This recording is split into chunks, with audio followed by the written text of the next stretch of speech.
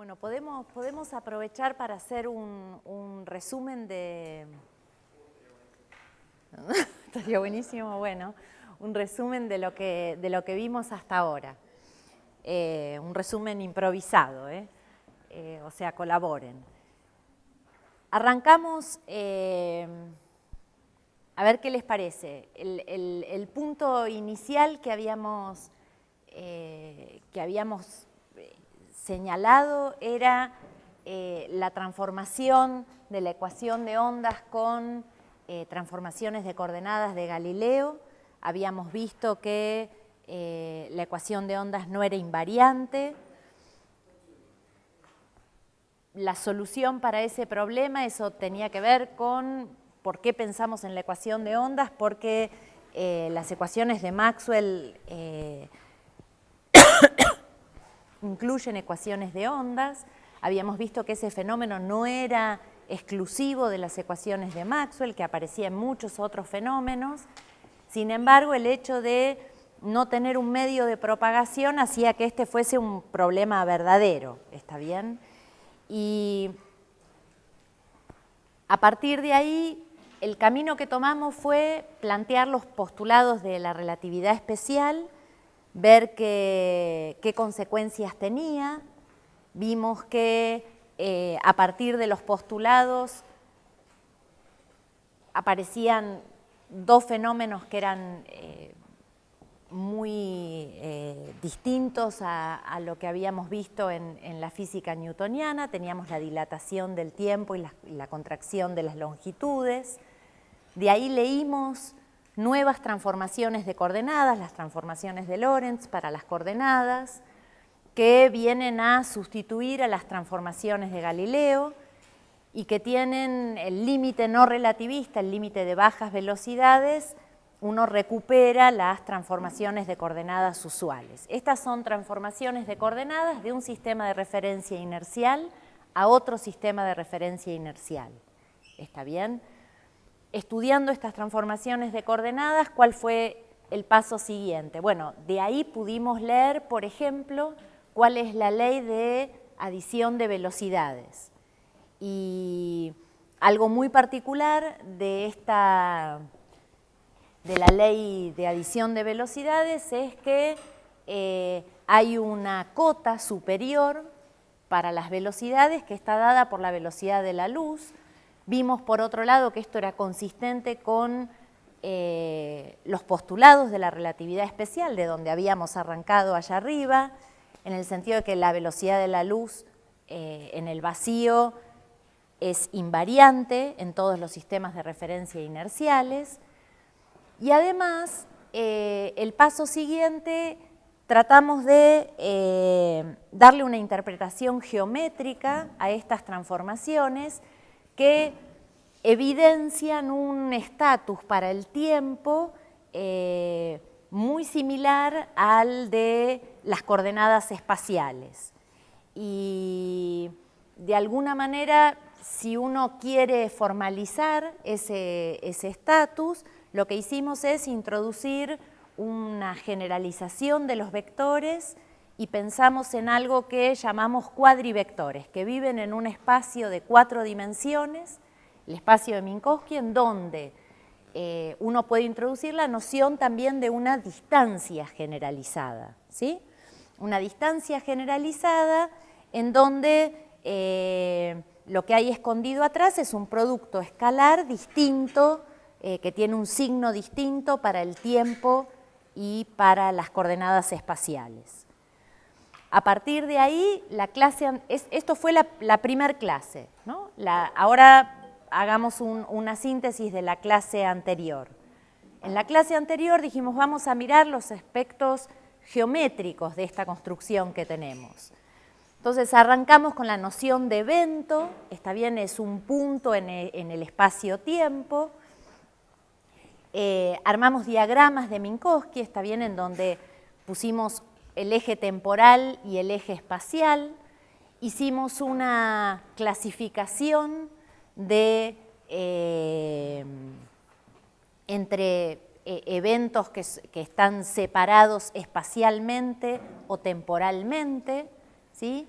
definimos lo que era el cono de luz, en donde viven los eventos que están relacionados causalmente con el punto. Está bien, los que están fuera del cono de luz no pueden estar relacionados causalmente. Vimos por qué, vimos que las transformaciones de Lorentz mueven los eventos a lo largo de una hipérbola. Y entonces, después nos dedicamos a hacer diagramas de Minkowski. En el mismo diagrama, dibujar ejes para dos sistemas de referencia inerciales que se mueven con velocidad v relativa. ¿Está bien? Y entonces tratamos de dibujar en estos diagramas los efectos que ya habíamos visto en las cuentas. La dilatación del tiempo, la contracción de las longitudes. Y por último resolvimos uno de los problemas, que es el problema del garage, que es una de las paradojas más conocidas de la relatividad especial, en donde, a ver, ¿se acuerdan más o menos cómo era el problema? El problema decía que uno tenía un garage de una determinada longitud, un auto más con longitud propia, ¿no? más largo que la longitud del garage, y entonces uno decía, bueno, si uno usa la contracción de longitudes de manera simétrica, desde el punto de vista del garage, uno podía encontrar una velocidad para la cual la longitud del auto se contrae lo suficiente, de tal modo que en un instante dado el auto cabe completamente dentro del garage. Y entonces la apertura y cierre de las puertas delanteras y traseras del garage se podían dar simultáneamente sin lastimar el auto.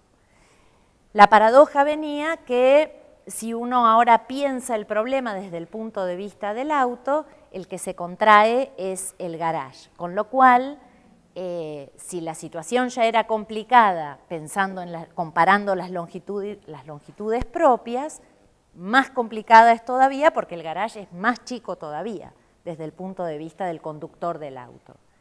Sin embargo, si uno piensa que el resultado físico es único, tal como dicen los postulados tanto de Galileo como los postulados de Einstein, no puede cambiar el resultado si yo lo describo desde un sistema de referencia o de otro, con lo cual, si uno quiere ver por qué el auto no se lastima con la apertura y cierre de puertas, bueno, la solución está en que los eventos simultáneos en un sistema de referencia no lo son en el otro.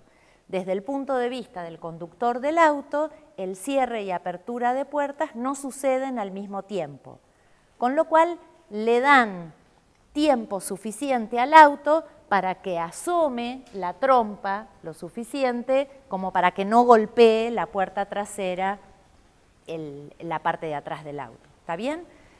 Habíamos hecho el dibujo desde el punto de vista, tomando como sistema de referencia la mirada del garage y un observador que está en reposo con respecto al garage, y habíamos hecho la misma descripción, pero ahora con un observador que se mueve junto al auto, ¿sí? Bueno, el plan para hoy, quiero incorporar algunos elementos de dinámica y además no quería dejar de discutir la otra paradoja que es muy famosa, que es la paradoja de los mellizos. Entonces, ¿qué les parece? Con los elementos que tenemos hasta ahora podemos discutir la paradoja de los mellizos. Entonces, lo que me pareció más razonable es arrancar con la paradoja de los mellizos y después dedicarnos tranquilos a mirar la parte de dinámica. Solo voy a dar algunos elementos de dinámica, no tenemos mucho tiempo, pero al menos quiero llegar a escribir la energía, el equivalente de la ecuación de Newton, ese tipo de cosas quiero por lo menos que queden planteadas, ¿sí? Entonces, en la paradoja de los gemelos, la paradoja es esta. Como ustedes dicen, son dos hermanos, mellizos, tienen la misma edad, y en un momento uno de ellos hace un viaje a una velocidad cercana a la velocidad de la luz y regresa, es astronauta.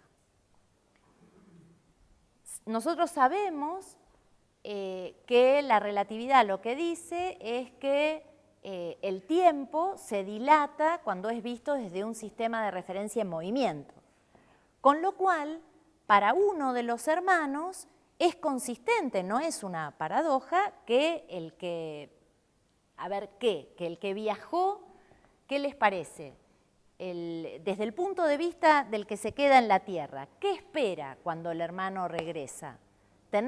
Si el tipo sabe relatividad, si no sabe relatividad, lo que espera es que cuando vuelva el hermano tenga la misma edad que él. Pero supongamos que hizo un curso como ustedes de relatividad y el tipo, ¿qué espera? Que cuando llegue el hermano sea más joven o más viejo que él. ¿Están de acuerdo? Ahora, desde el punto de vista del astronauta, si el tipo también hizo el mismo curso, el tipo dice, y no, el que es más joven tendría que ser mi hermano. Esa es la paradoja. Las dos cosas no pueden suceder. O sea, cuando se encuentran, uno es más joven que el otro. En eso, o sea, hay tres opciones, ¿no? Que el astronauta sea más joven, que el astronauta sea más viejo o que tengan la misma edad. Que tengan la misma edad, uno dice, esa tiene poca chance. Aunque uno podría pensar, y qué sé yo, por ahí le pasaron menos años a la ida y más a la vuelta y compensa justo. Podría pasar, ¿no? Qué sé yo, si la teoría me acompañara. O podría pasar que el problema son cuando no es simétrico, ¿no? Cuando uno dice, y el que vuelve es más joven que el que se quedó. Porque el problema es que entonces si yo ahora lo miro al revés y miro desde el punto de vista del astronauta, el que ve la dilatación del tiempo es el otro. Y eso es lo que no puede suceder, eso es lo que tenemos que tratar de entender. Esa es la solución de la paradoja. ¿Cuál es el resultado? Y que sea consistente para las dos miradas. Entonces, pensemos cómo se resuelve. A ver.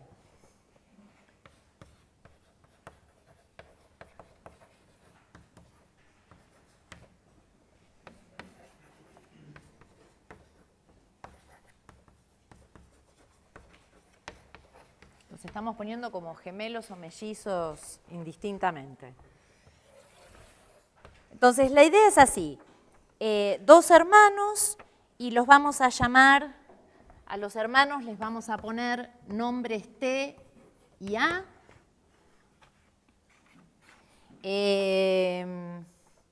Y A realiza un viaje a velocidad cercana a la velocidad de la luz. Entonces, este viaja, mientras este T, el hermano T, espera en la Tierra. Y este viaja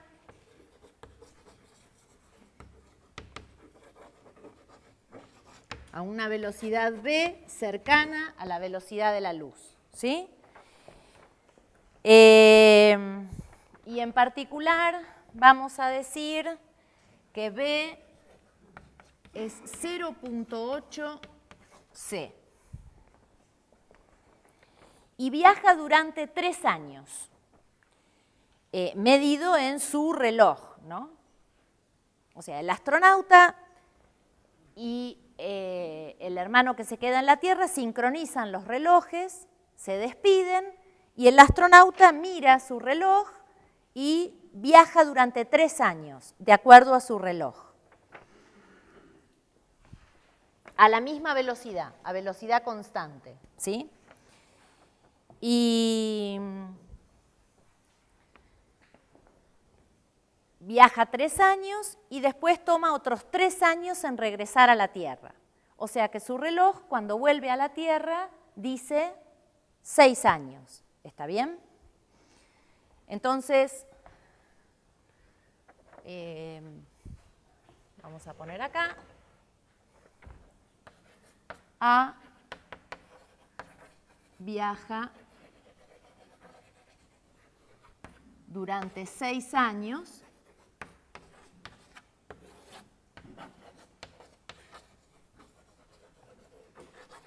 de acuerdo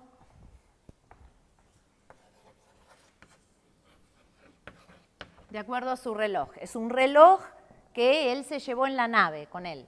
¿Está bien?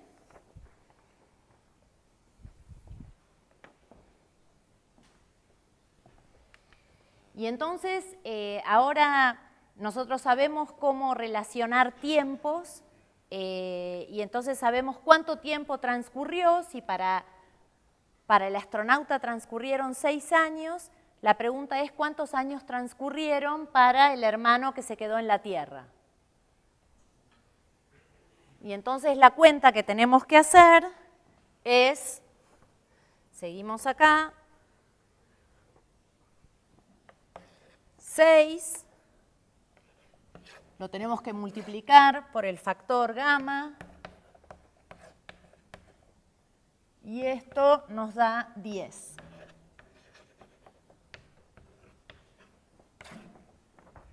¿Sí? Entonces uno diría que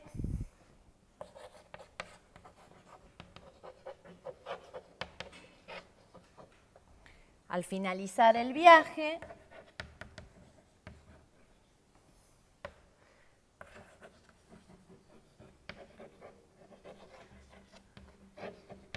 hay una diferencia de 4 años, ¿no? Hay una diferencia de 4 años, lo que significa es que T es 4 años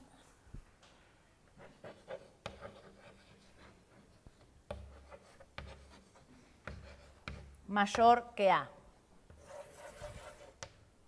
¿Sí? Como ustedes me habían dicho.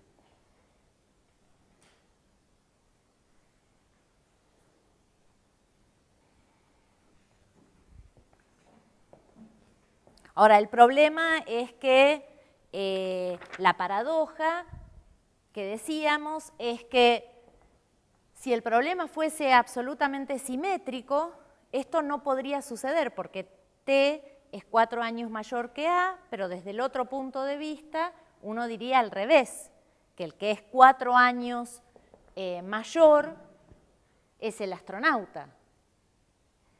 Pero por un motivo que, digamos, ahora vamos a discutir por qué, cómo se resuelve la paradoja, este es el resultado del experimento. Y no es contradictorio. Vamos a ver cómo desde el punto de vista de cómo el astronauta y el hermano que se quedó en la Tierra, los dos están de acuerdo con que este es el resultado. Hay una manera de pensarlo, de entender por qué los dos coinciden con este resultado. No hay paradoja. Para el astronauta no es al revés, no piensa que el hermano va a ser más joven. Y ahora vamos a ver por qué. Supongamos, vamos a hacer este ejercicio. Y el ejercicio es el hermano en la Tierra, para poder ponerse de acuerdo, ¿no? El tipo, cada vez que cumple años, le manda un rayo de luz al hermano. Dice, yo cada vez que cumplo años te voy a mandar una tarjeta de cumpleaños y la mando, la manera de enviarte esa tarjeta es con un rayo de luz. Y el astronauta hace lo mismo. Dice, bueno, yo voy a hacer lo mismo. Cada vez que yo cumpla años, te mando una tarjeta, te mando un rayo de luz. Y vamos a ver la manera esta es una manera que ellos tienen de ir comunicándose cuánto tiempo transcurre para cada uno, ¿no? Y lo que sucede es que efectivamente el astronauta va a recibir ¿cuántas tarjetas? Va a recibir 10 tarjetas, mientras que el tipo que se queda en la Tierra recibe 6 tarjetas. Y esto lo podemos ver gráficamente, podemos hacer la cuenta. Con lo cual, los dos están de acuerdo con que uno tiene 10 años Para uno transcurrieron, 10 años y para el otro 6. Ahora, ¿por qué no es simétrica? La pregunta que queda flotando es ¿por qué no es simétrica la relación? ¿Por qué se les ocurre que no es simétrica la relación? Algo tiene que ver con la vuelta. Fíjense que el hermano que se quedó en la Tierra, podemos pensar que la Tierra es un sistema de referencia inercial, el tipo estuvo todo el tiempo en un sistema de referencia inercial. Ahora, el que viajó, a la ida estuvo en un sistema de referencia inercial. Y para volver, tuvo que cambiarse de sistema de referencia, ¿no? Porque la velocidad cambió de signo. Entonces, el astronauta estuvo en 2 sistemas de referencia inerciales distintos. El de la Tierra estuvo en uno solo. Ya ahí hay algo que a uno le hace evidente que la situación no es simétrica entre los dos. Sería completamente simétrica si los dos estuviesen únicamente en un sistema inercial, pero en ese caso no se encontrarían.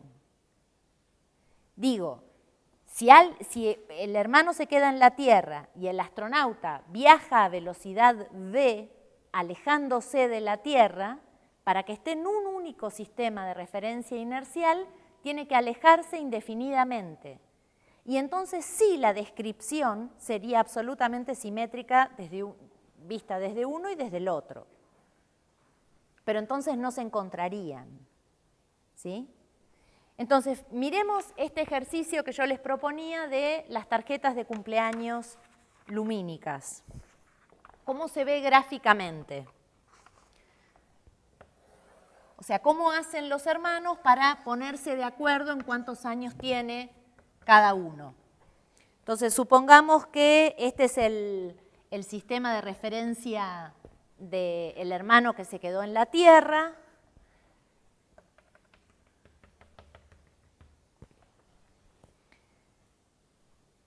Y vamos a hacer bien exagerado el sistema de referencia del hermano que viaja.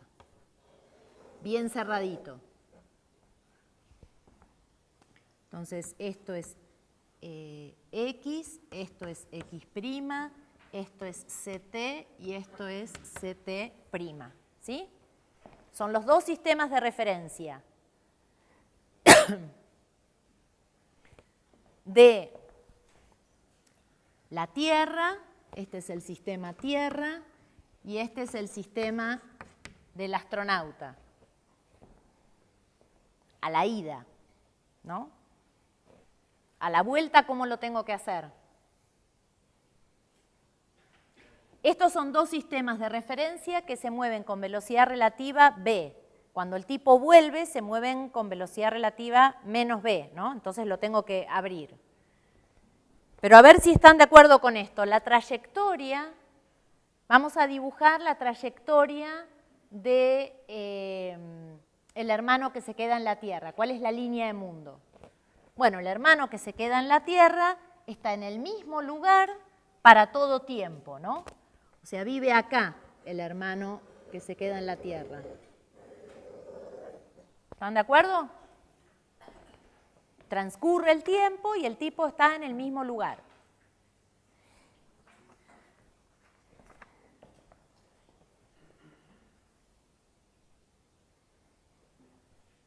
Y ahora pensemos en el astronauta.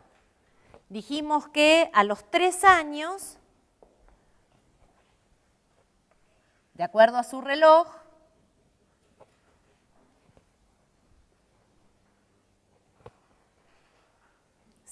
durante 3 años se alejó de la Tierra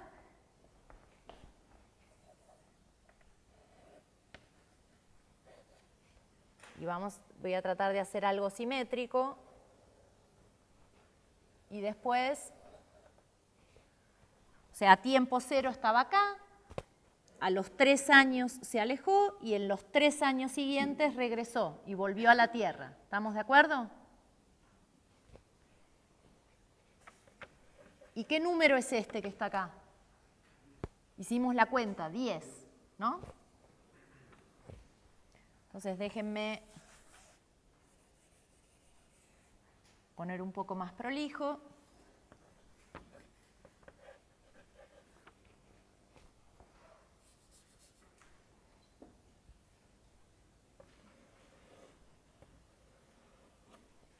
¿Están de acuerdo con este diagrama?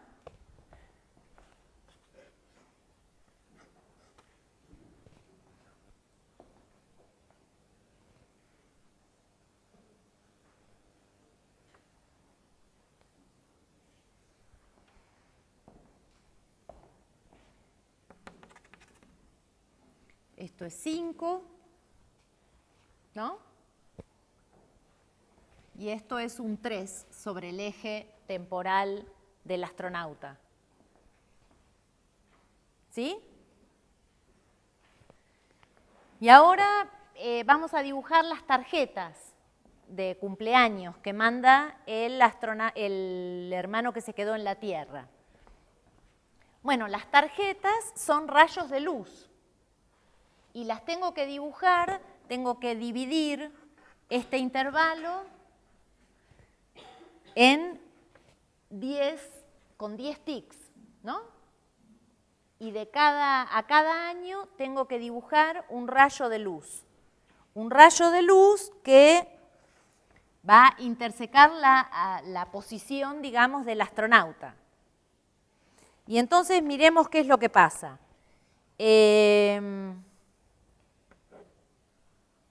1, 2, 3, 4, 5, 6, 7, 8, 9.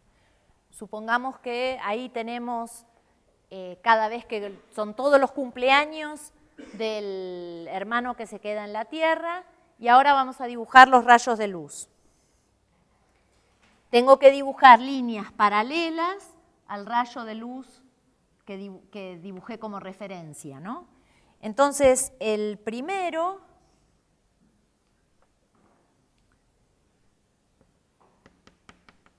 esto se puede hacer la cuenta,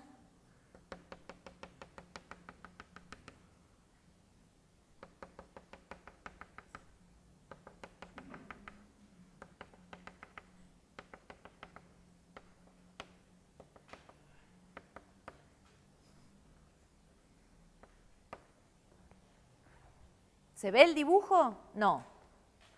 Lo que hice son dibujar, lo que intenté hacer es dibujar todas líneas paralelas al rayo de luz partiendo de cada cumpleaños.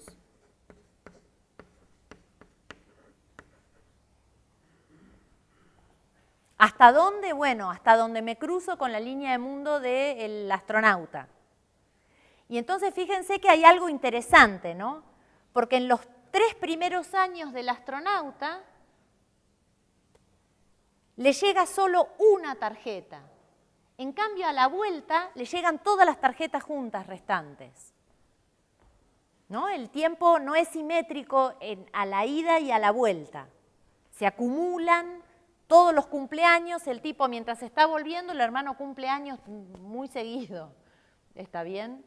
Mientras que a la ida cumplió años una sola vez.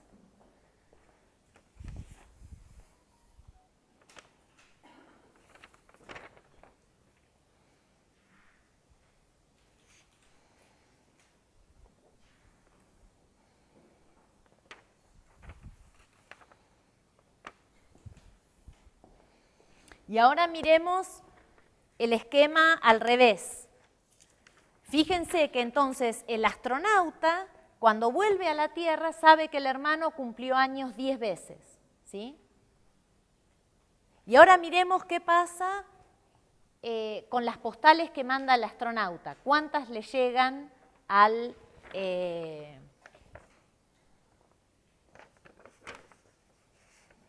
Vamos a hacerlo en otro diagrama para que sea más claro.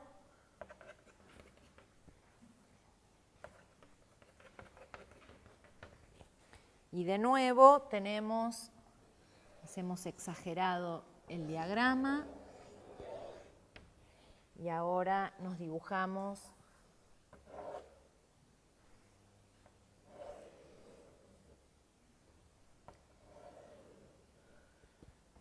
Entonces ahora lo que voy a hacer es, si este es CT' y este es X', esto era 3, el astronauta cada vez que transcurre un año manda un rayo de luz, ¿no? Entonces ahora lo que tengo que hacer es dividir este intervalo temporal en 3 partes, ¿no? Entonces, 1 año, 2 años y 3 años pasaron para el astronauta y cada vez mandó un rayo de luz. Entonces, ¿qué tengo que hacer? Tengo que trazar, mandar rayos de luz hacia la Tierra. Los rayos de luz son líneas paralelas, porque son rayos de luz que vuelven hacia la Tierra, ¿no? Entonces son paralelas a esta línea de acá. Entonces, tengo una, tengo 2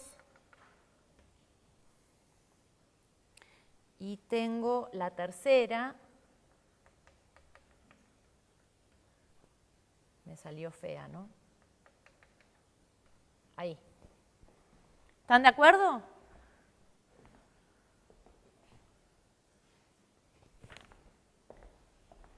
A la Tierra llegan 1, 2, 3 postales de cumpleaños, pero fíjense que esta última postal, si hacen la cuenta, llega a los 9 años. O sea, en los primeros 9 años, el hermano que se quedó en la Tierra recibe solo 3 postales. Y las otras 3, fíjense que ahora tenemos que dividir el intervalo, bueno, el intervalo así, en 3, y ahora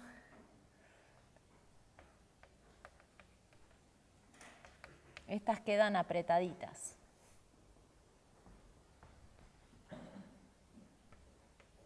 Las dibujo un poco más fuerte para que se vea.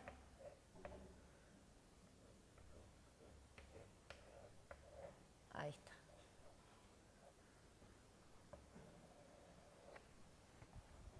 Entonces, fíjense que efectivamente al hermano que se queda en la Tierra recibe 6 postales. 1, 2, 3, 4, 5 y cuando llega es la sexta, ¿no?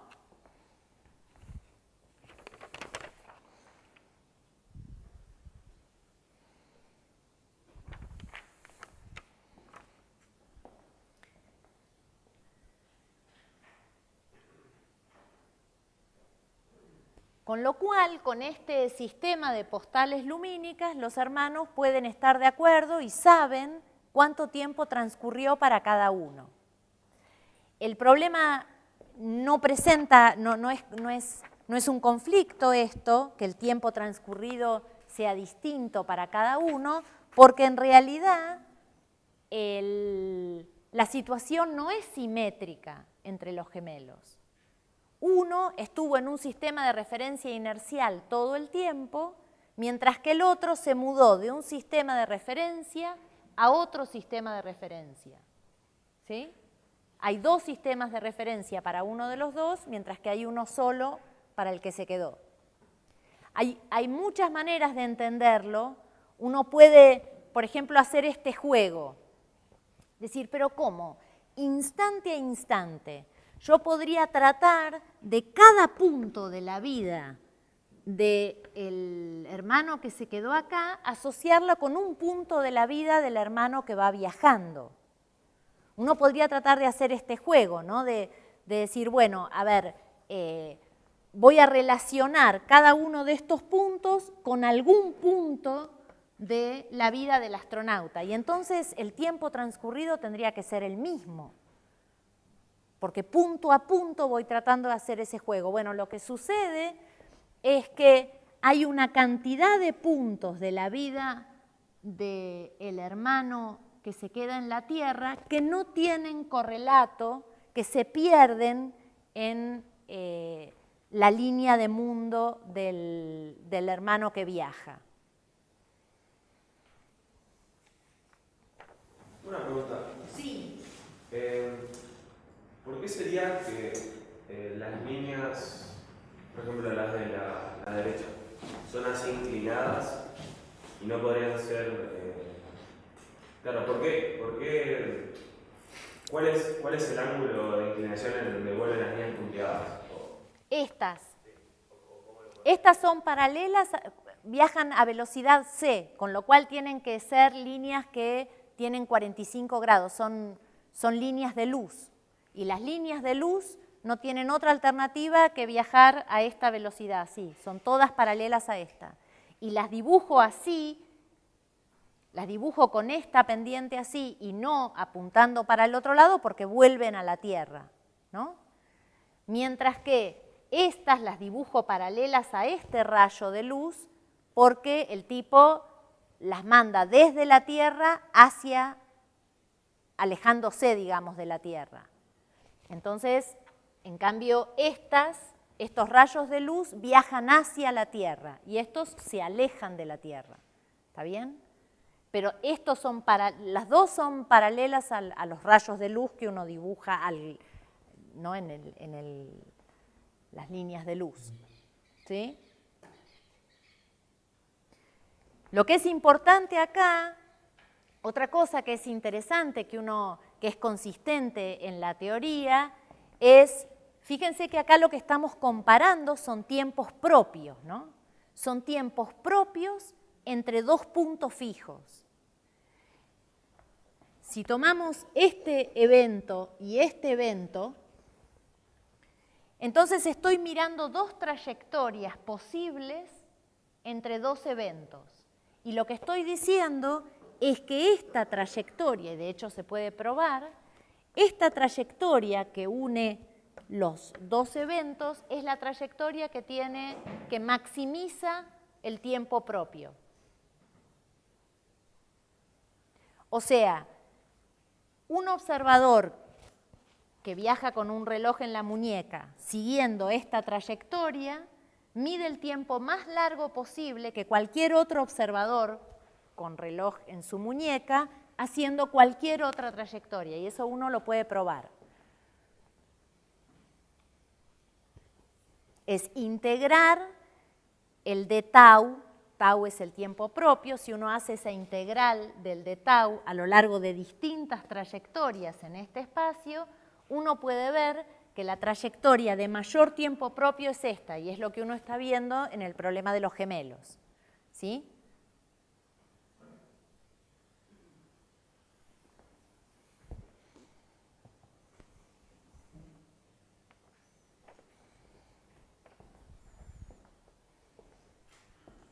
Y lo que les decía, esto de tratar de ir uno a uno los instantes de la vida del gemelo que se queda en la Tierra con, digamos, con eventos en la vida del astronauta, el diagrama es, bueno, si quieren lo dibujamos, me parece interesante. Fíjense que uno puede hacer más cuentas, ¿no?, para convencerse de esto. Son simplemente transformaciones de Lorentz. Pero lo que uno puede ver es, fíjense que vamos a pensar que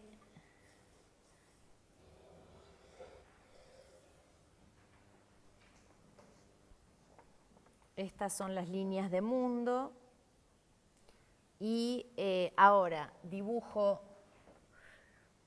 desde acá una línea paralela ahí y ahora dibujo, no me quedó simétrico, ahí está. Ahora les explico qué es lo que dibujé acá. De nuevo tenemos X, CT, X', CT'. Y ahora fíjense, todos estos puntos en la vida del hermano que se quedó en la Tierra corresponden a todos estos puntos del astronauta. Estos eventos suceden simultáneamente con todos estos. Estos de acá suceden simultáneamente con todos estos. Y ahora, estos de acá, ¿qué hago? Fíjense que están conectados con un solo punto. Y esto es un montón. Este montón es justamente lo que me falta. O sea, yo arranco y digo, bueno, a ver, este punto está asociado con este con este con este. Así puedo ir haciendo una asociación de eventos en la vida de un hermano con la del otro. Lo mismo para el final, puedo ir asociando y hay un montón de eventos en el medio que no tienen un correlato en la vida del otro, ¿sí? Es otra manera de leer, de pensar por qué aparece esta diferencia y que no podría ser al revés. El astronauta no puede ser más viejo que el hermano que se quedó en la Tierra. Y todo esto es culpa de que el astronauta siguió una trayectoria, bueno, con tiempo propio más chica. La trayectoria recta entre los dos eventos es la de tiempo propio mayor. Bueno, ¿alguna pregunta? Me parece que con esto más o menos cerramos la paradoja de los gemelos. Uno podría pensar, van a escuchar, no, lo que pasa es que yo estoy pensando en sistemas de referencia inerciales y el astronauta tuvo que acelerar en un momento para cambiar la velocidad. Bueno, en realidad la paradoja de los gemelos, como ven, se puede explicar sin tener que pensar en el instante en el cual la nave frena y cambia de velocidad, cambia el signo de la velocidad. Uno podría pensar que ese instante, que eso es instantáneo y separar este puntito y hacer todo el análisis como acabamos de decir, ¿no? Y es correcto y da el resultado correcto. No es que hace falta irse de la relatividad especial para resolver el problema este. ¿Alguna duda? ¿Alguna pregunta?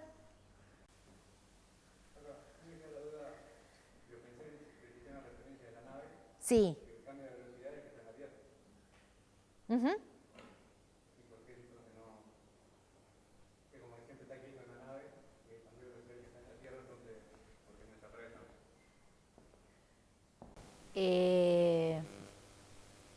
A ver si te entiendo. Vos lo que decís es que, de acuerdo al astronauta... Claro, que la nave está siempre quieta en el mismo lugar, siempre a velocidad cero y lo que cambia de velocidad es en la Tierra. Primero se va con velocidad B. Lo que queda, a ver, me parece que entiendo lo que decís. O sea, lo que está claro en este problema es que no hay dos sistemas de referencia, sino que hay tres sistemas de referencia inerciales, ¿no? Hay un sistema de referencia que es la Tierra, de una. Después hay otro sistema de referencia que se aleja de la Tierra. Y después hay otro sistema de referencia que se acerca a la Tierra. Son tres sistemas de referencia. S', S' y S2', ¿no? Eso, como que, digamos,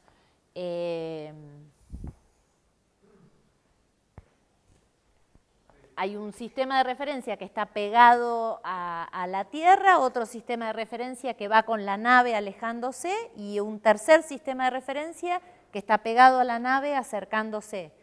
Y lo que es cierto es que en el tramo de ida la situación es totalmente simétrica entre los dos.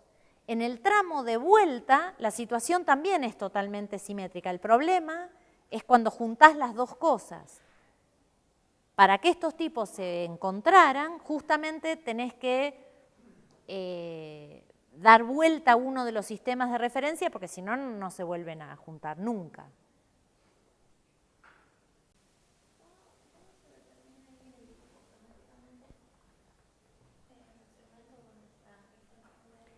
Fíjate que esta línea que dibujé acá es paralela a X'.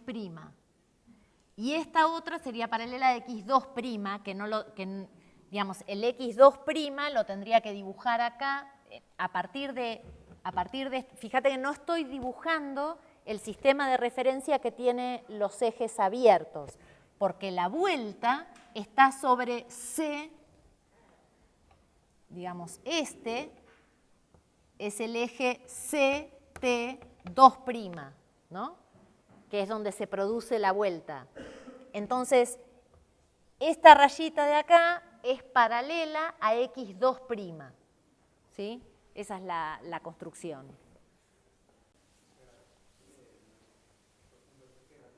Uh-huh.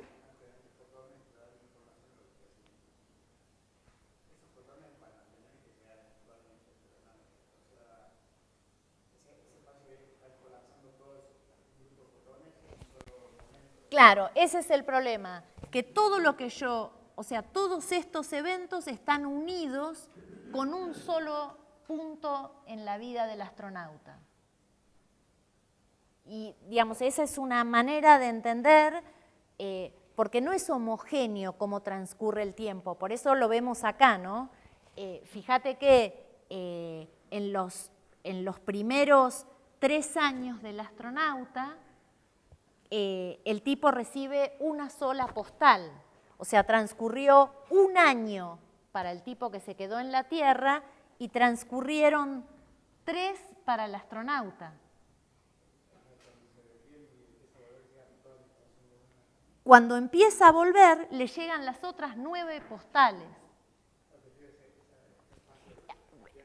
No, está bien. O sea, esto lo que te digo es que cómo transcurre el tiempo entre la ida y la vuelta, mientras se aleja o mientras se acerca, no es simétrico, ¿está bien?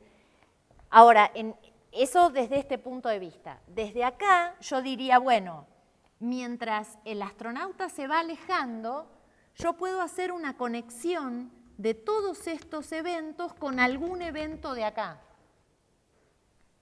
Sin embargo, todos estos eventos que quedan acá en el medio quedan correlacionados con un único punto, que es el punto en donde da la vuelta el astronauta.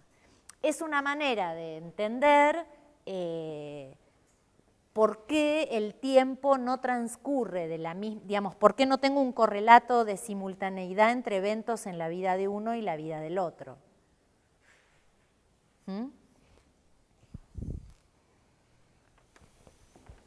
Entonces, la idea,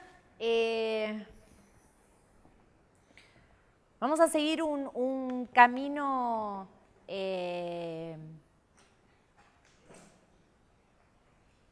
tal vez no el más elegante, pero tal vez un poco más intuitivo para encontrar lo que nosotros queremos es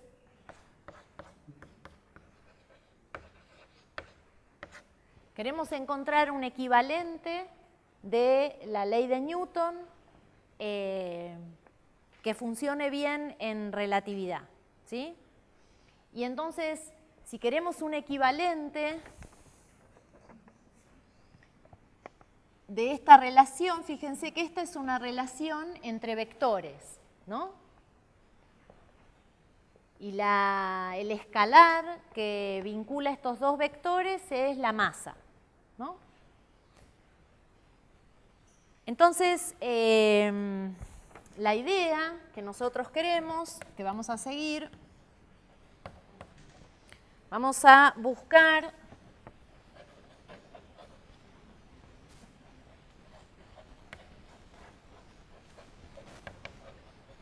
una relación ahora entre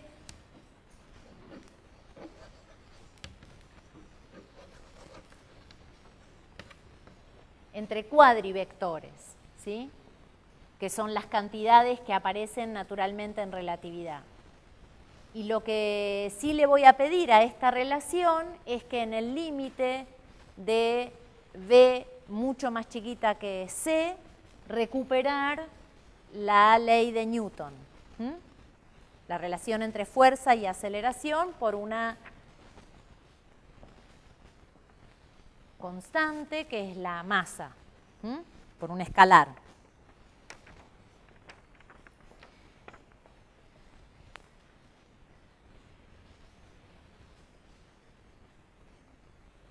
Entonces vamos a empezar, el primer paso es construir, nosotros ya tenemos un cuadrivector, el cuadrivector posición, ¿no? Ese ya lo tenemos identificado.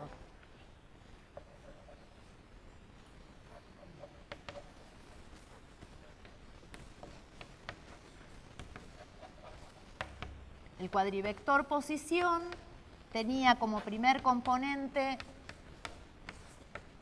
el tiempo y las últimas tres componentes eran las coordenadas espaciales, ¿no?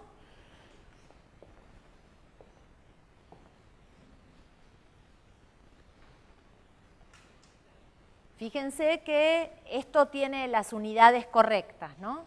O sea, al tiempo lo multiplico por c y tengo las unidades correctas para todas las componentes del cuadrivector. También sabemos cómo transforma este cuadrivector cuando vamos de un sistema inercial al otro. Son las transformaciones de Lorentz, ¿no? Y ahora yo estaría interesada, yo quiero llegar acá, ¿no? Pero vamos a empezar por algo un poco más, vamos a dar un primer paso, que es armar el cuadrivector velocidad, ¿no? Para eso,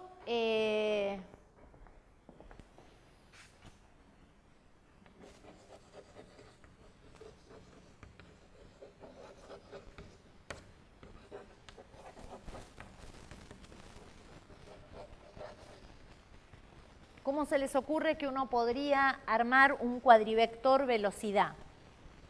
Tiene que haber una derivada con respecto al tiempo del cuadrivector posición, ¿no? Si yo derivo con respecto al tiempo, fíjense que acá me va a aparecer la velocidad que yo conozco. Pero tengo un problema, ¿no? Porque derivar con respecto al tiempo sería como dividir por un diferencial de t. Y si yo a esta cantidad, que es un cuadrivector, la divido por un diferencial de t, me da un cuadrivector, porque yo quiero que sea un cuadrivector, o sea, que transforme con las transformaciones de Lorentz. Vamos a pensarlo primero en los vectores. Si yo tengo un vector y lo divido por un escalar, tengo un vector, ¿no? ¿Estamos de acuerdo con eso? Un vector dividido un número me vuelve a dar un vector. Bueno, si yo lo que tengo que pensar ahora es qué pasa con los cuadrivectores. Si yo un cuadrivector lo divido por un escalar de Lorentz, ¿no? O sea, algo que sea invariante ante transformaciones de Lorentz, entonces sigo teniendo un cuadrivector. Y ahora, dt es un escalar, el diferencial de tiempo, ¿es un escalar de Lorentz? No. De hecho, fíjense que es una componente de un cuadrivector. ¿Y quién es relacionado con el tiempo un invariante? Nosotros ya sabemos, ya identificamos los invariantes. ¿Se acuerdan que habíamos visto que el S cuadrado era un invariante de Lorentz? Y en particular, el tiempo propio es un invariante. A ver qué les parece. Estamos buscando un candidato para armar el cuadrivector velocidad que tenga que ver con el tiempo, pero necesito algo que mantenga la categoría de cuadrivector. Dividir por un diferencial de tiempo no me sirve porque el resultado no sería un cuadrivector. Entonces estoy buscando algo que involucre al tiempo, pero que sea un invariante, que sea un escalar, de tal manera que cuadrivector sobre un escalar me vuelva a dar un cuadrivector. Y lo que digo es que mi propuesta, mi candidato, es el diferencial de tiempo propio. Y para darse cuenta que eso es así,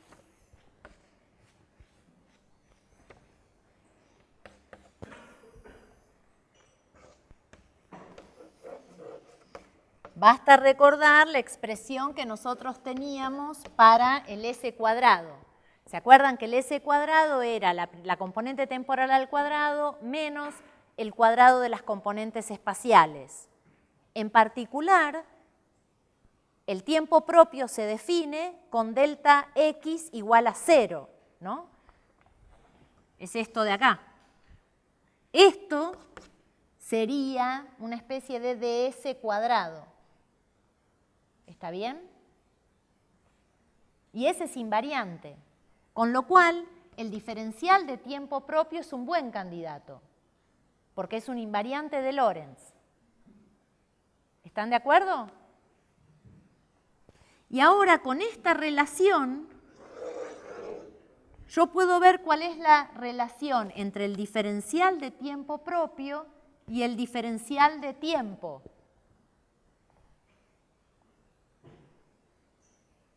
De un tiempo medido ¿en dónde? ¿Qué es esto? Esto es un mismo evento descripto en un sistema de referencia en donde que se mueve con la partícula y este es un sistema de referencia que viaja a velocidad v con respecto a la partícula, ¿no? ¿Están de acuerdo? Entonces fíjense que de esta relación yo puedo sacar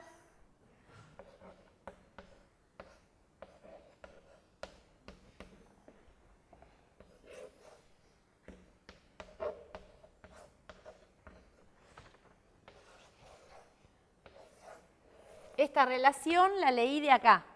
¿Están de acuerdo?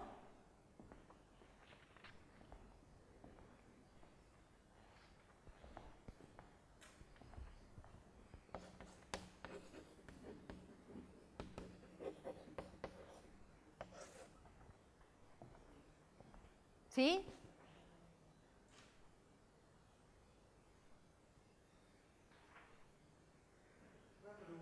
Sí. Uh-huh.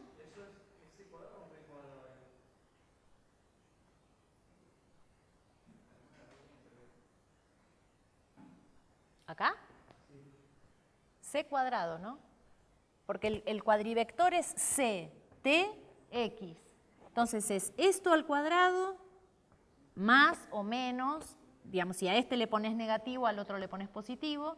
Entonces lo que digo es C cuadrado, T cuadrado menos X cuadrado. Entonces, ¿de dónde apareció la B? Divido todo por diferencial de tiempo, entonces el dx a dt se convierte en b.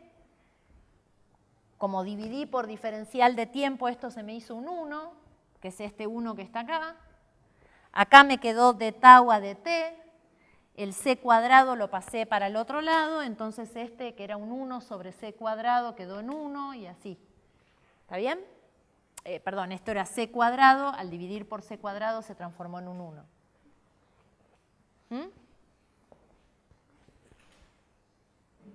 El b apareció porque el diferencial de x dividido diferencial de t es b. Entonces, lo que estoy comparando son tiempos medidos en el tiempo, entre la relación que hay entre el tiempo propio y un diferencial de tiempo medido en un sistema de referencia que se mueve respecto del otro con esta velocidad, v.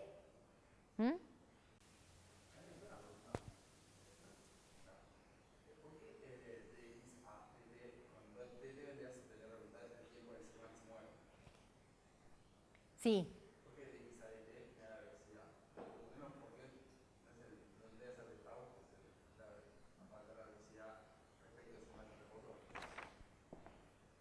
No, o sea, la definición de B, es de X a de T, ¿no? En un sistema de referencia, acá ¿cuánto vale de X? O sea, justamente en un sistema de referencia que se mueve con la partícula, la velocidad es 0. ¿Está bien?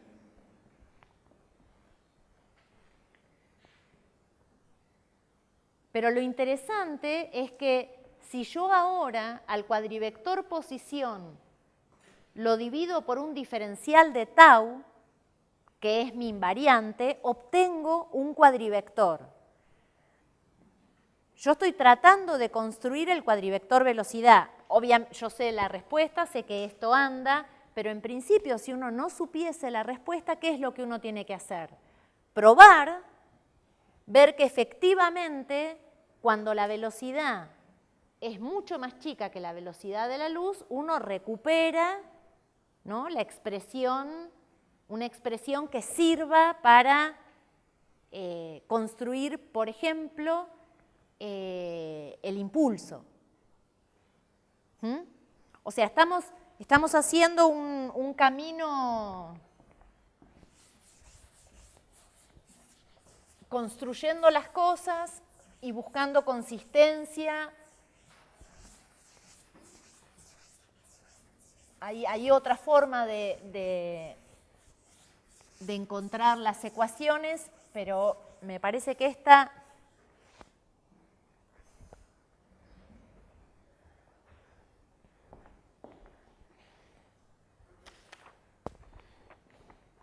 entonces fíjense qué pasa.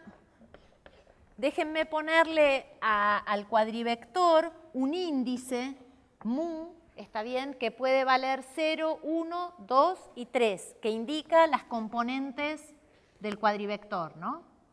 Entonces, para distinguirlo del vector X. Entonces vamos a construir esta cantidad. Y esta cantidad, si ustedes se hacen la cuenta, queda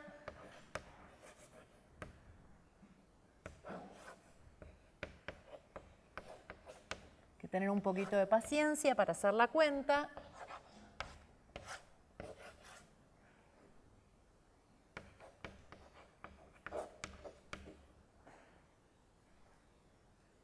Y acá está C también.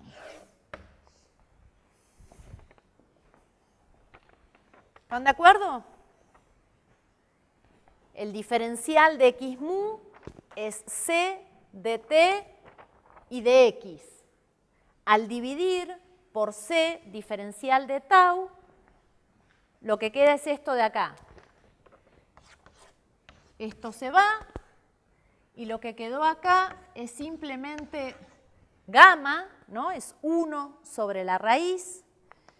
Y después me queda gamma B sobre C.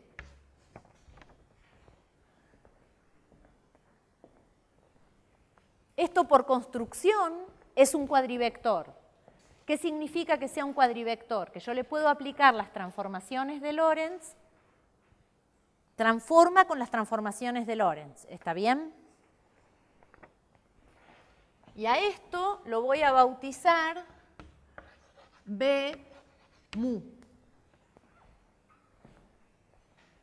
Fíjense que la componente temporal es el factor gamma y la componente espacial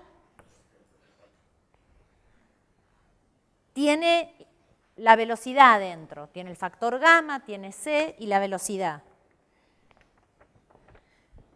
Y ahora miremos algunos límites. Si B es mucho más chica que la velocidad de la luz, ¿a qué tiende eso?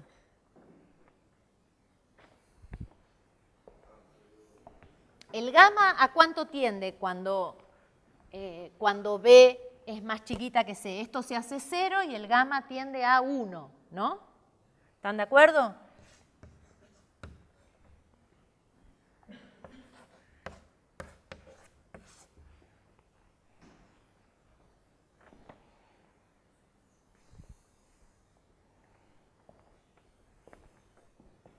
Y fíjense, algo interesante es que este cuadrivector tiene la misma información que el vector B, no tiene más información que el vector B.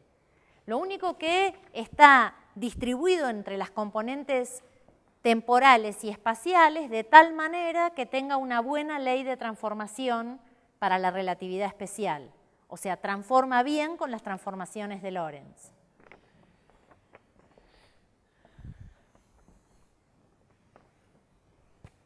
Y cuando digo que no tiene más información que B, calculemos el invariante.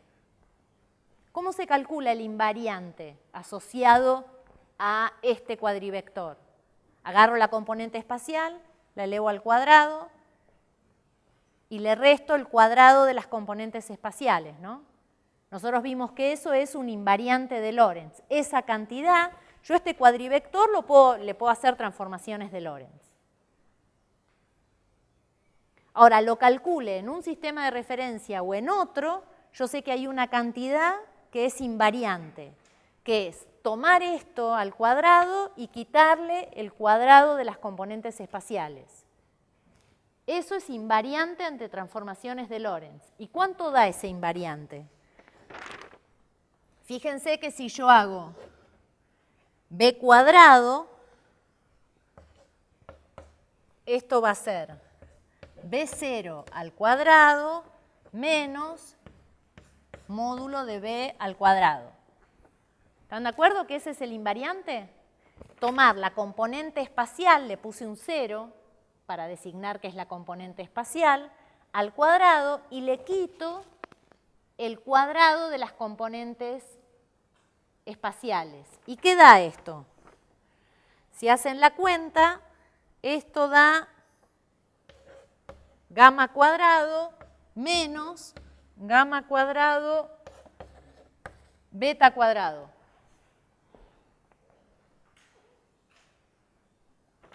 Estoy usando la definición de acá, ¿no? El cuadrivector velocidad es gamma, gamma por beta. Bueno, gamma cuadrado menos gamma cuadrado beta cuadrado. Y esto es gamma cuadrado 1 menos beta cuadrado. ¿Y eso cuánto es? 1.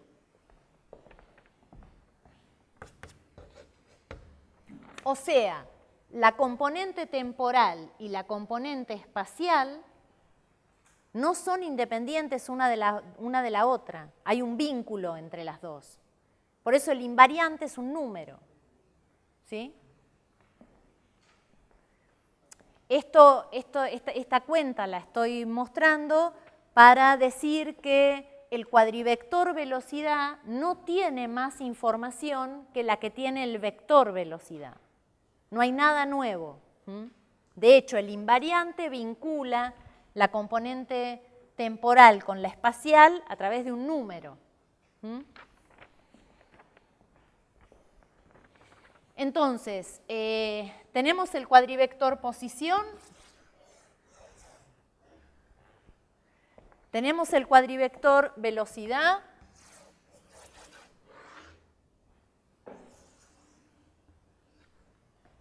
y ahora podemos avanzar para construir el análogo del impulso, ¿no? Quiero un paso siguiente, quiero un análogo de esta cantidad.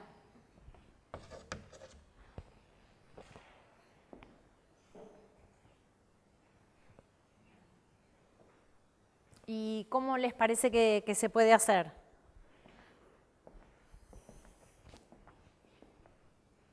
Si ya tengo el cuadrivector velocidad, ya estoy, ¿no?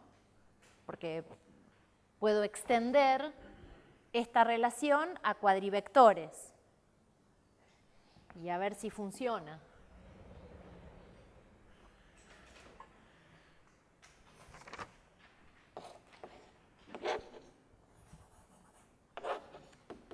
Voy a definir un cuadrivector impulso ahora.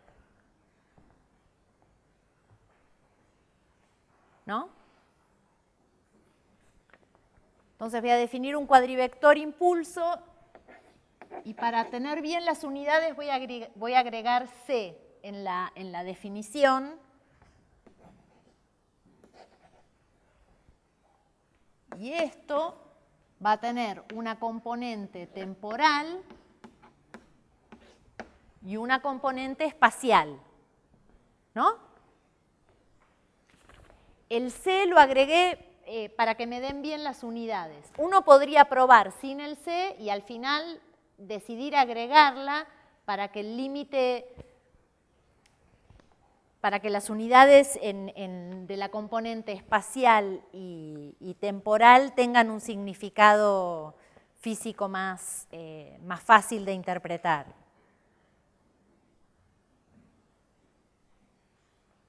Pero como uno está construyendo cantidades, uno podría proponer, poner acá una constante y después ajustar para que en el límite no relativista obtener lo que uno quiere obtener, ¿sí?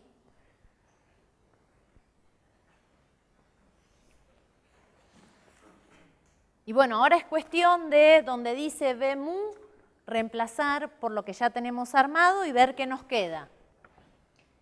Y entonces, si se fijan, esto nos da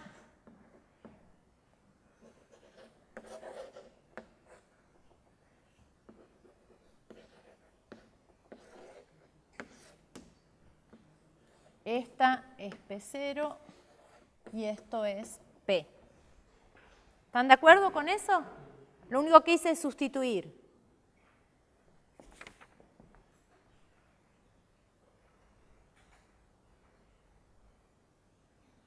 Y ahora lo que uno quisiera es darle una interpretación a esto, ver si efectivamente esto tiene que ver con el momento lineal que uno conocía en la física newtoniana.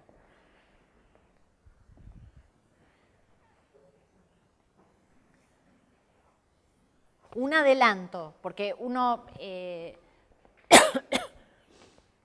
podría tratar de ver, por ejemplo, así como vimos en la velocidad, tratar de ver cuál es el invariante asociado al momento lineal.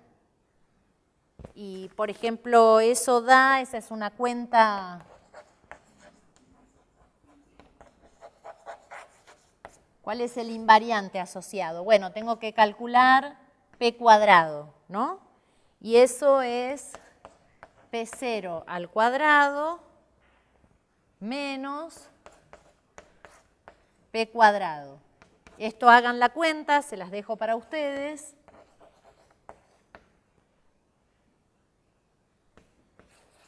Este es el valor del invariante.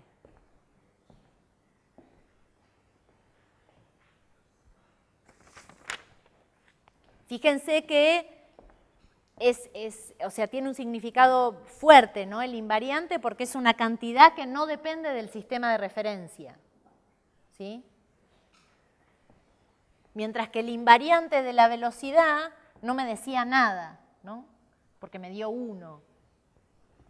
En cambio, el invariante asociado al momento me da mc al cuadrado.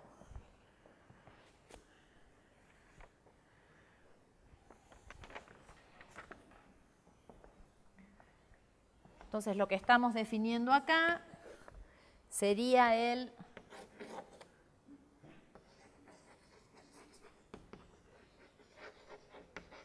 cuadrivector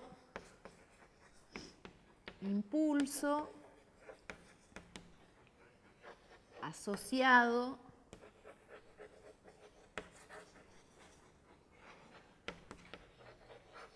a una partícula de masa m. ¿Está bien? Todavía no le dimos una interpretación, ¿no?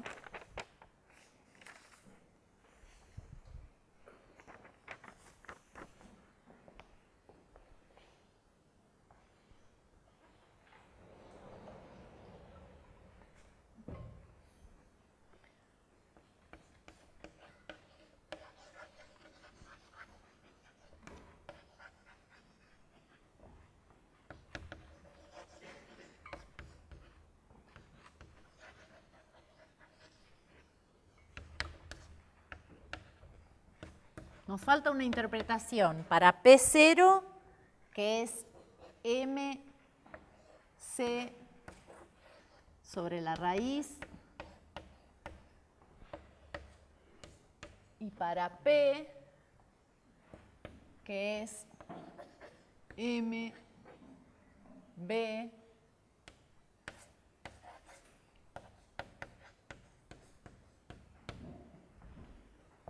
¿no?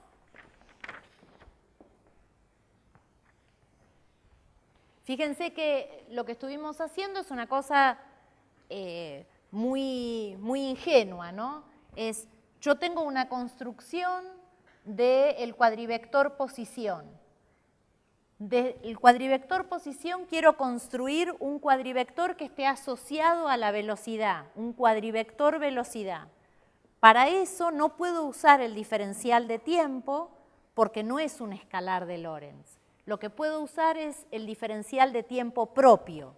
Vimos explícitamente que el diferencial de tiempo propio sí es un escalar, no transforma. Entonces, de la relación entre el diferencial de tiempo propio y el diferencial de tiempo, construyo explícitamente el cuadrivector velocidad. El cuadrivector velocidad relativista no tiene más información que el vector velocidad que uno conoce. ¿Está bien? Y eso lo vimos a través del invariante asociado al cuadrivector velocidad. Es un número. Una vez que tuvimos el cuadrivector velocidad, la idea es armar el cuadrivector impulso. Y entonces si uno se inspira en la expresión newtoniana, el cuadrivector impulso tiene que ver con la velocidad y con la masa. Bueno, la propuesta que hago es un análogo utilizando el cuadrivector velocidad. Ahora veo que el invariante asociado a esa propuesta que yo hice tiene que ver con la masa. M por C es un invariante. Ese es un dato que me da. Y ahora lo que yo tendría que tratar de ver es qué me quedó para la componente temporal y qué me quedó para la componente espacial. Darle una interpretación a esto.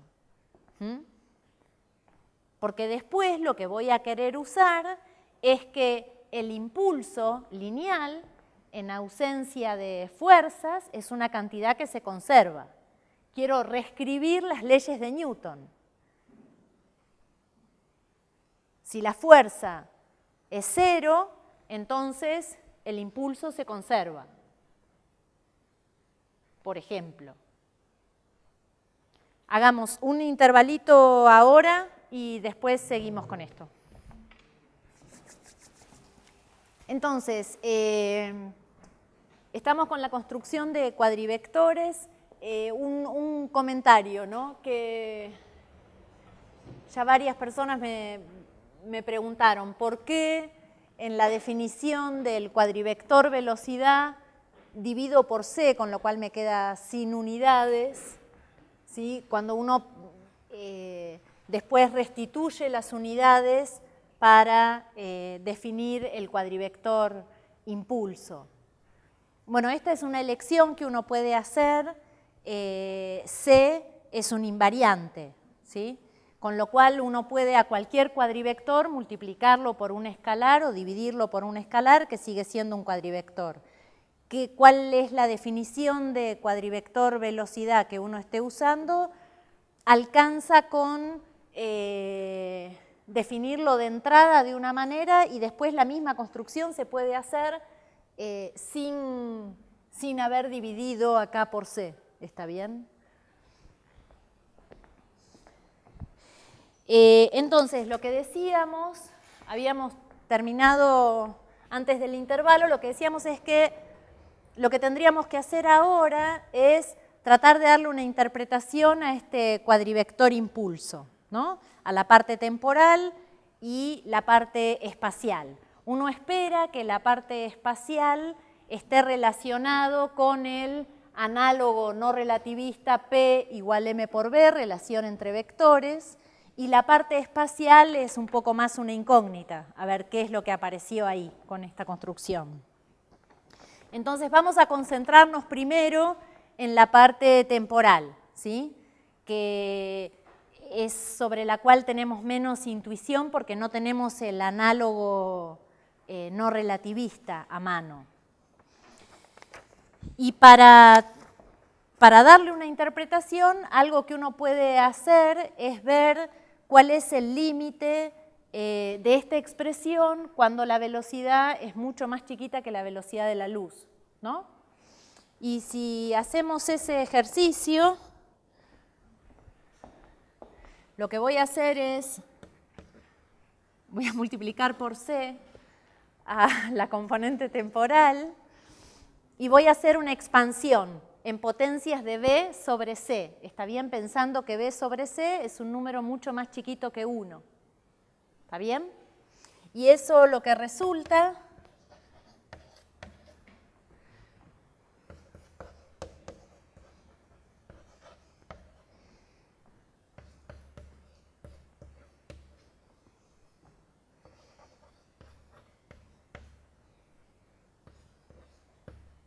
estoy haciendo una expansión en potencias de b sobre c.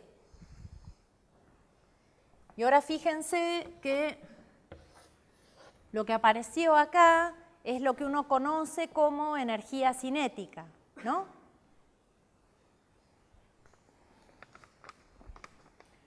Con lo cual,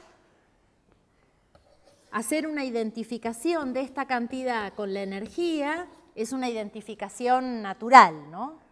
Porque de hecho, en el límite b sobre c mucho menor que 1, me da la energía cinética, ¿no?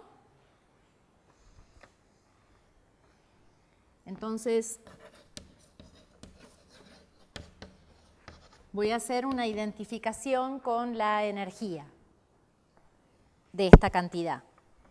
Y voy a reescribir el cuadrivector de esta manera. Energía sobre C y acá P, donde P es esta cantidad que tengo acá escrita, ¿no? Y el argumento por el cual hago esta identificación es porque esta cantidad en el límite no relativista me da la energía cinética, contiene la energía cinética newtoniana, ¿está bien?, que estuvimos viendo hasta ahora.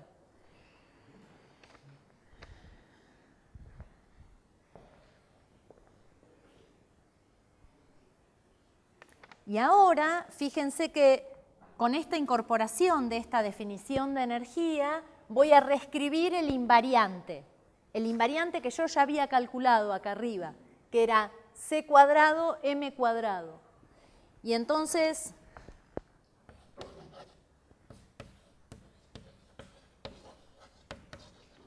si reescribo el invariante usando esta definición, lo que me queda es,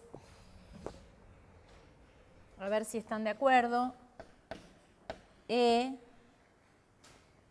igual a, bueno, vamos a hacer la cuenta, E cuadrado sobre C cuadrado menos P cuadrado igual a M cuadrado C cuadrado. ¿Están de acuerdo?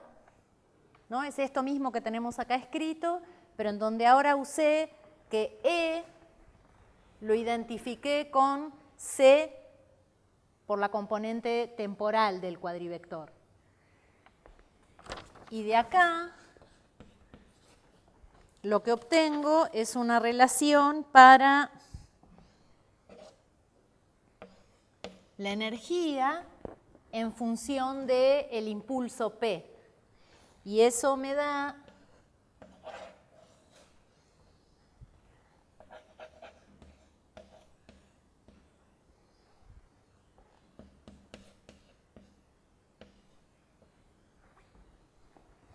¿están de acuerdo con eso?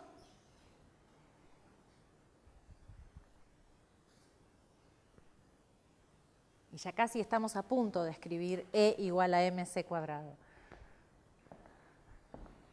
Fíjense que cuando la velocidad para una partícula que está quieta, este número es 0, y entonces lo que obtengo es E igual a mc cuadrado, la fórmula de las remeras, ¿no? O sea, E igual a mc cuadrado es la energía de una partícula libre cuya velocidad, fíjense que para que P sea 0, V es 0, ¿sí? O sea, es la energía asociada a una partícula de velocidad 0, una partícula libre de masa m. Tiene energía mc cuadrado.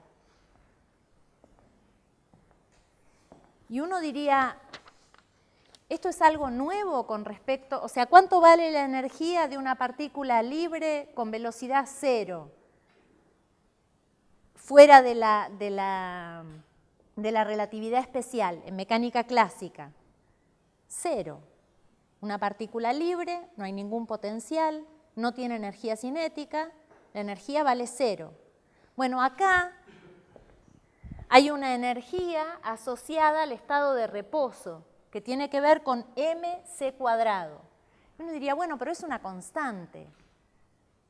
Uno en el hamiltoniano, en el lagrangiano, estas cosas, digamos, lo que me sube en tal caso, esta constante es que la energía del estado fundamental, digamos, la energía más baja que puede tener la energía, en lugar de ser 0, bueno, está subida por un escalón. Y uno diría, ¿esto cambia la física de la partícula?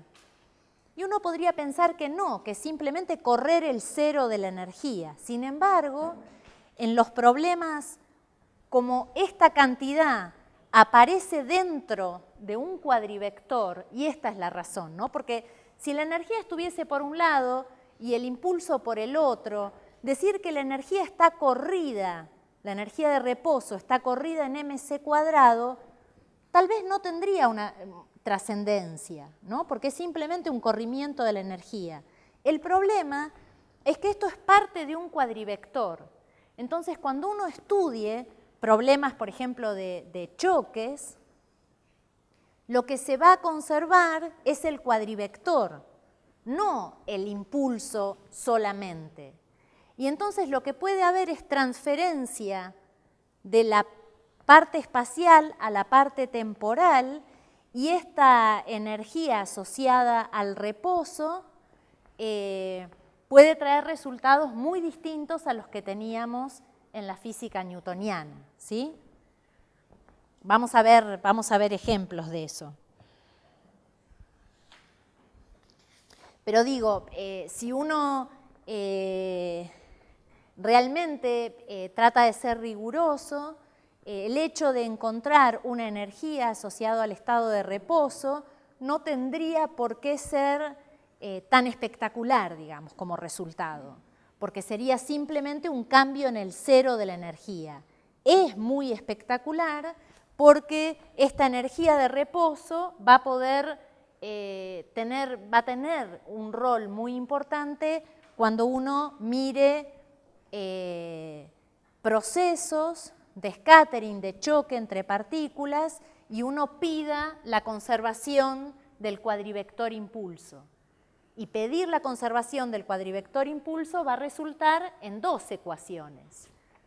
Una para la componente temporal y tres, en tal caso, bueno, son 4, ¿no? Y las 3 de la componente espacial, ¿no? Entonces, miremos un poco ahora. Si quieren, vamos a anotar para que quede, cuando V es 0, tengo una E, le vamos a poner 0, que es la energía de reposo, que tiene esa expresión, ¿no? Es mc cuadrado, sí.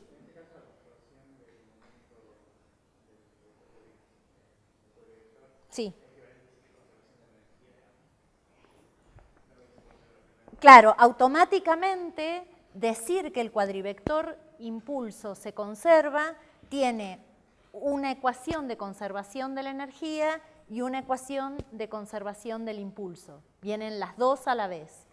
Digo, dos, o si querés, estas en realidad son tres, una para cada dirección del espacio, ¿no? Entonces, vamos a hacer algunos comentarios sobre esto. Fíjense,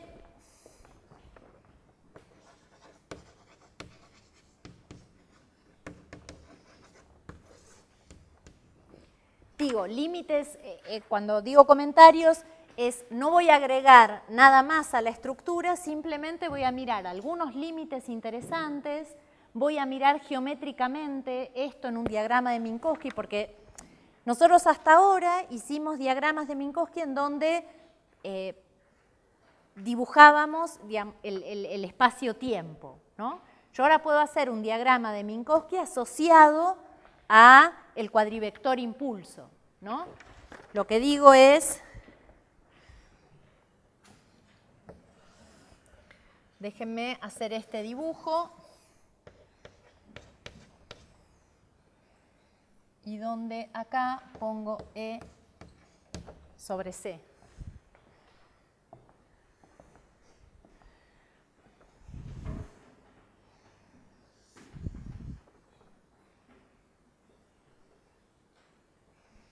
Y ahora fíjense que cada punto en este diagrama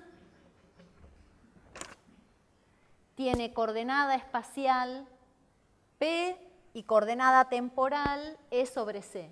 Lo que estoy diciendo es que con este punto estoy designando un evento con una energía dada y un impulso dado, ¿sí? Y ahora pensemos, fíjense, algo que no...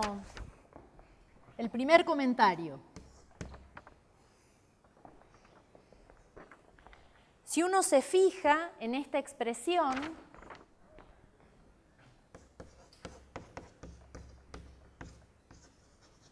uno estaba acostumbrado a esta relación, ¿no? ¿Cómo se relacionaba la energía con el impulso? Esto era, para una partícula libre, esta era la energía asociada, P cuadrado sobre 2m. Y ahora fíjense, esto se llama la relación de dispersión. Es la ecuación que vincula energía con impulso. Y ahora fíjense que la expresión que nosotros tenemos acá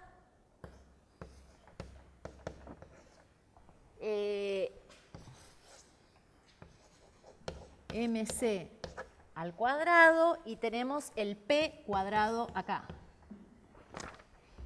Fíjense que la relación de dispersión acá es cuadrática en P y acá, ¿cómo es?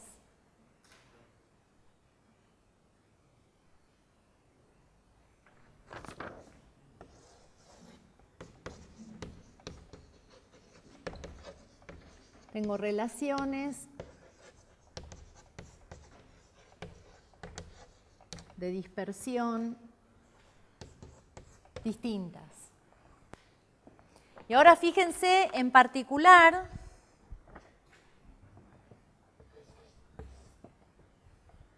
qué pasa con un fotón, con una partícula de luz.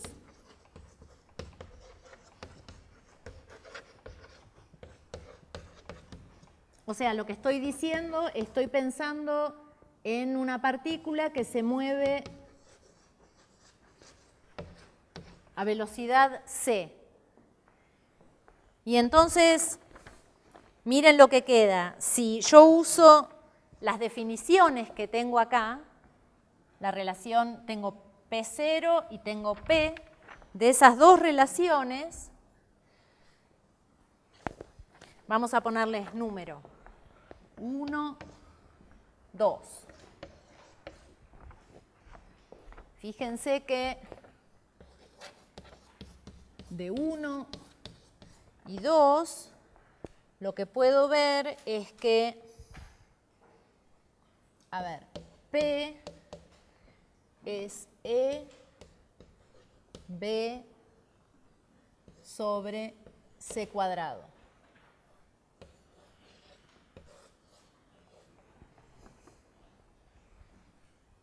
¿Sí?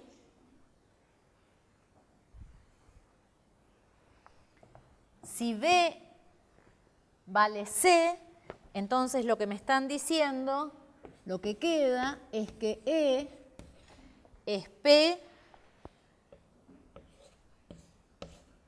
por C. ¿No? En el caso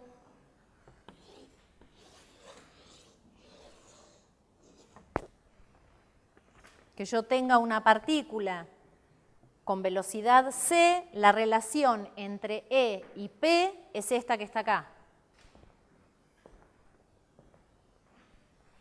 Hay una constante de proporcionalidad que es la velocidad de la luz. Y entonces en este diagrama que hicimos acá,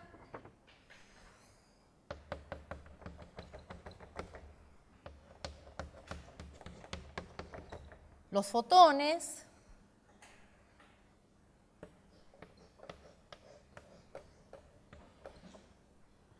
están representados por las líneas amarillas, ¿no? Fíjense que P es igual, ¿no?, a E sobre C.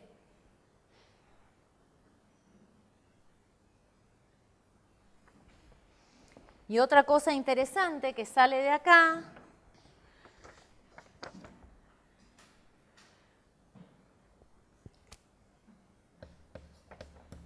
uno puede deducir que partículas que satisfacen esto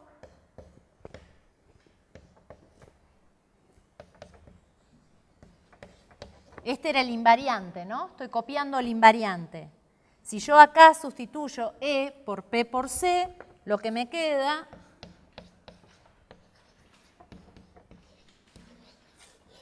es que la masa es 0. Los fotones no tienen masa. O si quieren, partículas que viajan a la velocidad de la luz tienen masa 0. Esta es la expresión del invariante asociado al cuadrivector impulso. Esta es la relación de dispersión para fotones, lineal, en P. Usando esta relación de dispersión en la expresión del invariante, lo que sale es que la masa es 0, ¿sí? Y entonces, jugando con esta expresión del invariante, lo que uno puede ver es que dentro del cono de luz, en estos diagramas, viven todas las partículas que tienen m cuadrado mayor que 0. Y fuera del cono de luz, todas las partículas que tienen m cuadrado menor que 0. Eso sale directamente de mirar la expresión del invariante. Si esto le gana a esto, entonces esto me da positivo. Si esto pierde con respecto a p cuadrado, esto me da negativo. ¿Está bien?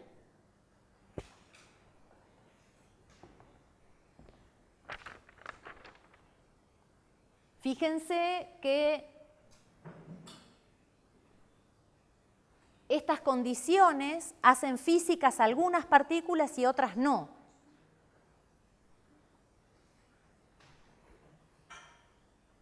Las partículas que tienen masa al cuadrado menor que 0 son partículas que viajan a una velocidad, para que esto sea posible, para que el E pierda con respecto al p cuadrado, la velocidad tiene que ser mayor a c.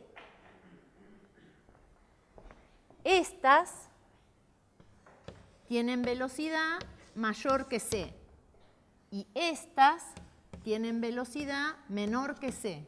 Y las de la línea amarilla tienen velocidad igual a c y masa 0. ¿Está bien? Entonces, comentario 3, lo vamos a poner acá. M cuadrado mayor que 0. Tenemos regiones, ¿no? M cuadrado menor que 0, M igual a 0. Y estas regiones corresponden a velocidad igual a c, a velocidad mayor que c y a velocidad menor que c. Simplemente jugando con esta expresión del invariante.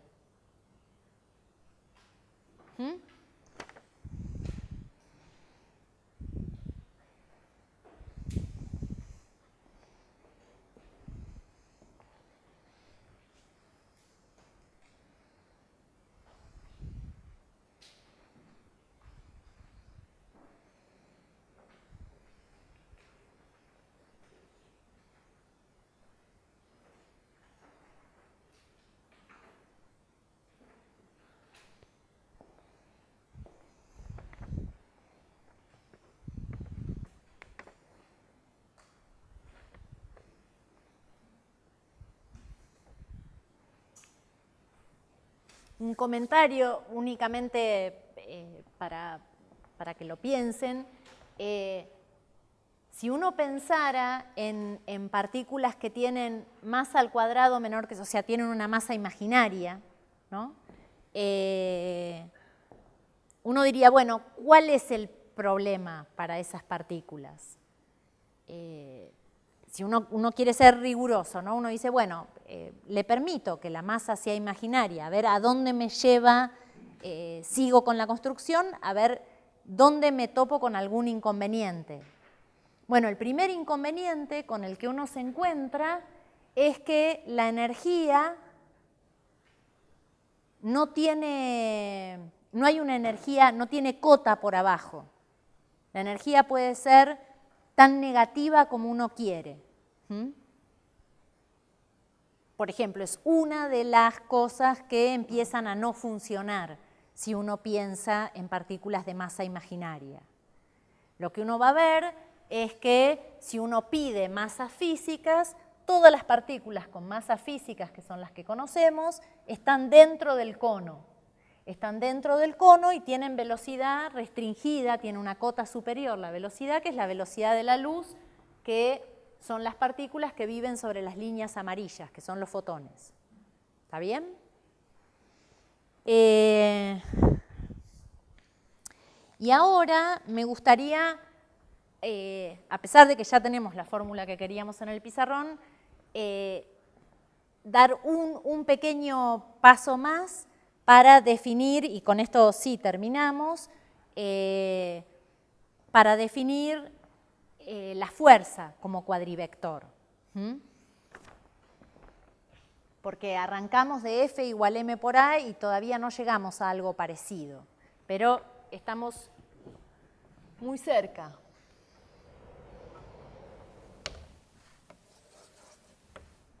Entonces queremos terminar con una definición de fuerza que fue con lo que arrancamos la clase de hoy. Pero ahora ya tenemos hecho el trabajo más difícil, que era detectar un invariante que nos diera derivadas temporales, ¿no? Que es el diferencial de tiempo propio. Con lo cual, lo más natural para proponer, como generalización de la ecuación de Newton, es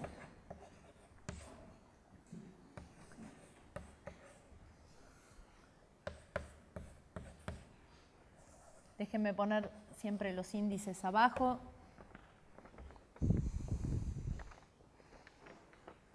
Esta sería una buena generalización, ¿no? Esto lo que me estaría diciendo es que en ausencia de fuerzas, el P mu se conserva, ¿no? Miremos, por ejemplo, qué significa esto para las componentes espaciales. Entonces hagamos la cuenta explícita. Esto es, tenemos ahí escrito quién es P, ¿no? Entonces, la componente espacial de P es M por B y el factor gamma. Y además nosotros sabemos relacionar el diferencial de tau con el diferencial de t, lo tenemos acá escrito. Y entonces lo que resulta es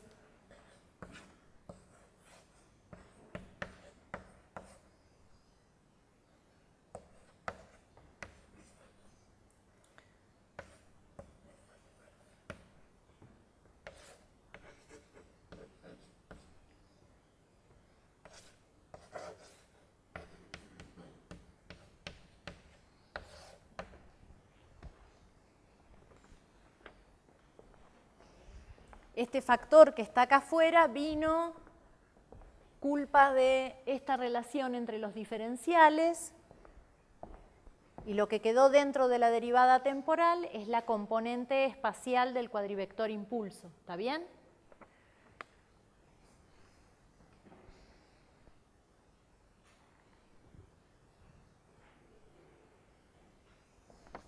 Entonces fíjense que uno podría a esto ponerle un nombre, le vamos a poner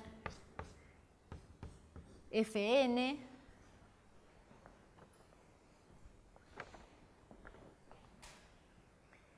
y entonces esto lo que me está diciendo es que la componente espacial del cuadrivector fuerza es un factor gamma por esta Fn que puse acá. ¿Está bien? Es simplemente ponerle un nombre al factor que acompaña a gamma. ¿Cómo? ¿De nuevo? F sub n, perdón, sí. Gracias. Incluye la derivada, sí.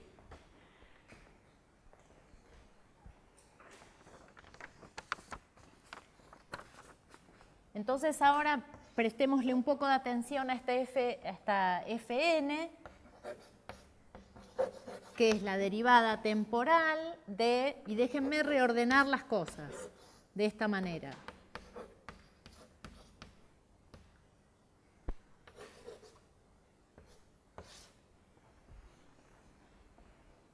¿No? Reescribí lo que tenía arriba y lo ordené de esta forma porque en muchos lugares van a encontrar un nombre para esa cantidad.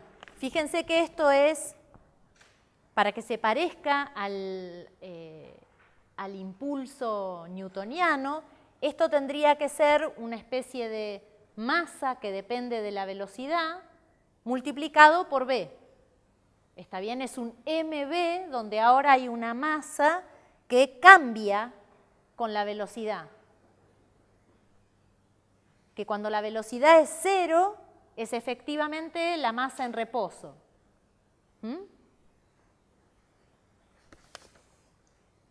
Entonces, lo que van a encontrar, a esta la vamos a llamar M'. Entonces, esta M' es M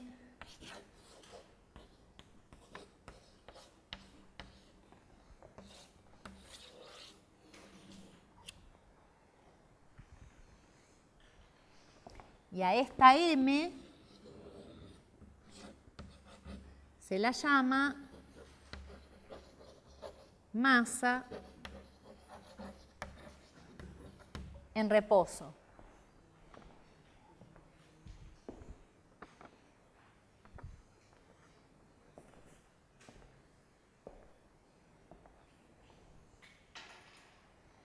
Con esta nueva notación, muchas de las fórmulas que escribimos hasta ahora toman una forma más sencilla. Cada vez que aparezca m multiplicada por el factor gamma, simplemente la puedo llamar m', teniendo en cuenta que esta es una masa que cambia con la velocidad. Es una masa dinámica, si quieren. Y entonces, por ejemplo, uno podría plantearse este problema. Nosotros vimos que la velocidad tiene una cota superior, ¿no? Que es la velocidad de la luz. Y uno diría, y bueno, ¿y entonces qué pasa si a una partícula de masa m yo le aplico una fuerza constante?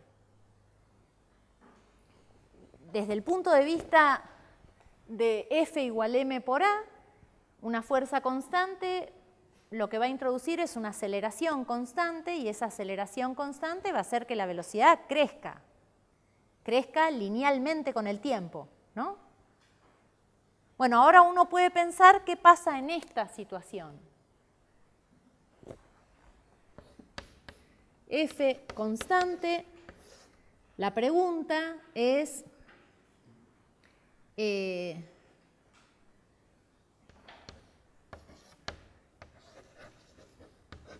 ¿cómo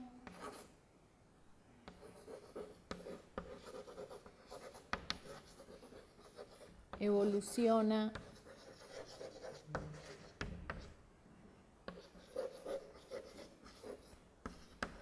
la velocidad? Si la velocidad crece, en un momento le va a ganar a la velocidad de la luz, ¿no? Bueno, eso no pasa.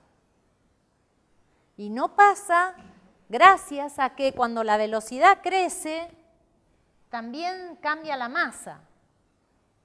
Entonces al tipo cada vez le cuesta más acelerar a la partícula. Y eso hace que en lugar de tener un crecimiento lineal con el tiempo, la curva se va acostando y tiende asintóticamente a la velocidad de la luz. Nunca le puede ganar. Bueno, este es un ejercicio que les dejo para que lo resuelvan.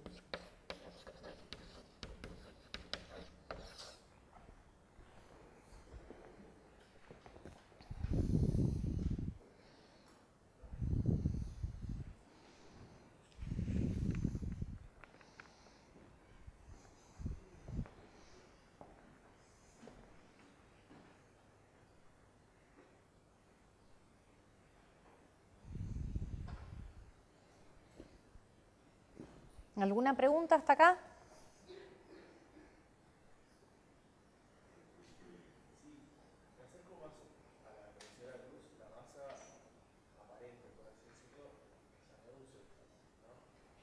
Fíjate que lo que pasa con el factor gamma, si vos te acercás a la fíjate en el límite, si esto fuese C, esto se hace infinito, ¿no? O sea que crece con la velocidad.